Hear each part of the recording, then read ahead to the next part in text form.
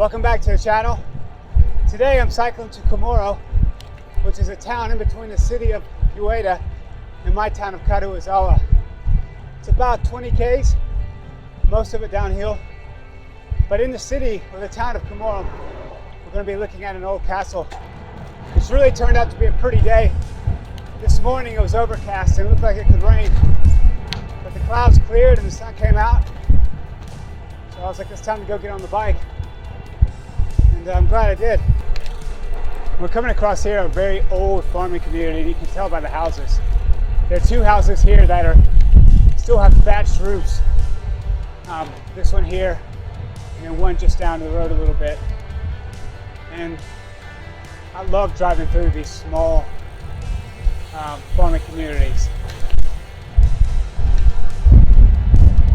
I'm taking a slight detour because to the right of the road that I was just on is a pretty amazing temple and shrine complex that I just discovered recently, but the woodwork is phenomenal. Just making our way to the temple, really up the beaten path. So this is the path leading into the temple. I'll get off the bike pretty soon, just out of respect. I've never been in this way. I've always kind of gone in the back way. But yeah, it's really pretty. All right, this is the gate going in. And one of the telltale signs that you know you're getting to a temple or a shrine in Japan is you'll start to see these sycamore or cedar trees. And you know, you can find them randomly throughout the woods, but they're very sacred and special to the shrines, and they're very old. And this is just walking towards the temple. And you can see the trees that I was just talking about lining this pathway. It just gives it a feeling of awe. The trees are so big and it makes you feel so small. And I think that's the point. To the top of the temple complex.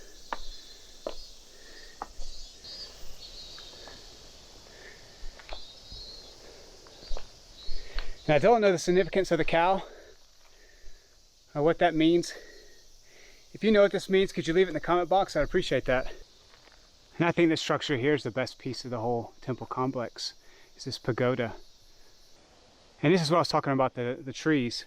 I mean, I can't describe how wide this tree is. The camera doesn't do justice. And this tree is well over 1,000 years old. I've heard it said 2,000 years old, but it is huge. It is huge.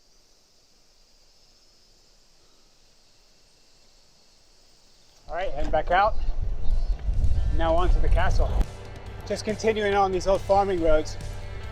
Got about another 10k till we reach Komoro Castle.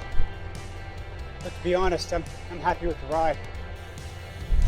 I currently have a tailwind, so I'm moving pretty quick with not much effort. I just know I got a lot of work to do coming back.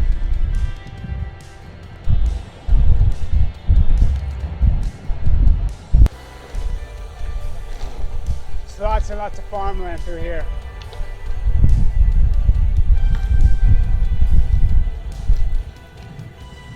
Really pretty. Must have been a terrible storm last night because there are lots and lots of debris on the road. Lots of downhill. This whole ride's been basically a drop in altitude, straight downhill.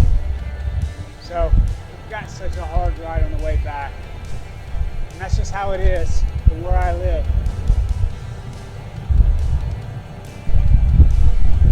Every ride is a ride back. That's a climb.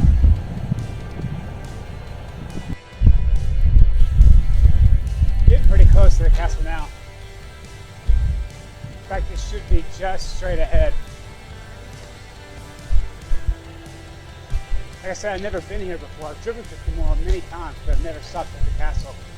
So this is the first for me as well. So this is really cool because this is the moat running through here. Not much to see left. This is a very old ruin, but you can see even on the other side where the moat would have ran through. And here we are just walking inside of the complex, up that bridge, up over the walls. And as you see, just straight ahead are the old ruined walls. And here are the castle walls close up. You can just see some of the stone, just how large they are. And it's different how they build the castles here than maybe in Europe, where the stones don't have to fit perfectly. They just need to be in place. This is just the stonework going into the castle walls. And there's not much left. In fact, I doubt there's anything left. And I'm just walking along the castle walls here at Komoro. Really, really neat. Really cool experience.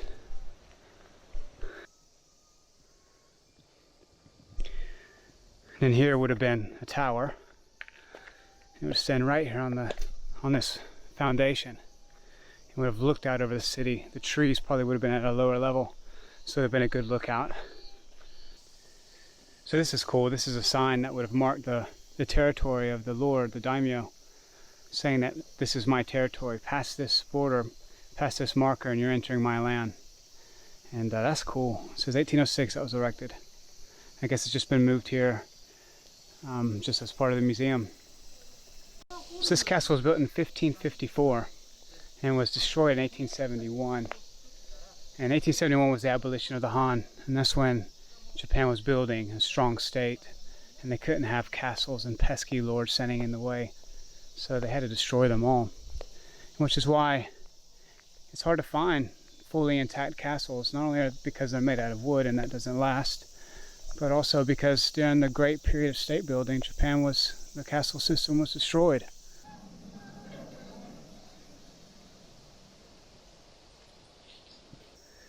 And this here's the southernmost wall of the castle. And you can see how it's just used the river valley as a natural barrier. And what a fantastic location for a castle. Very strategic. Alright, so I hope you like that. Komoro Castle, really cool. You know, they're just sitting here by the walls and by the moat. And you can just only imagine what it was 500 years ago. So if you enjoyed that, keep watching. Please subscribe. If you have any questions, comments, leave it in the comment box down below. And let's keep exploring and see what else we can find in Japan next time.